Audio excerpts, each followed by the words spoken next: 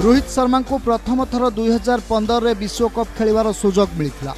एही संस्करण रे से गोटिए शतकीय इनिंग्स खेलिथिले।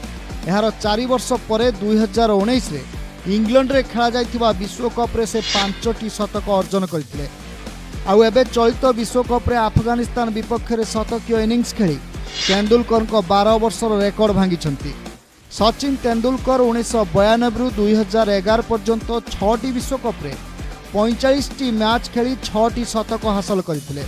आउ रोहित शर्मा मात्र 19टा इनिंग्स रे सचिन को पछरे पकाइछंती। एहा व्यतीत अंतर्जातीय क्रिकेट रे शतक तालिका रे से रिकी पंटिंग को पछरे पकाइछंती।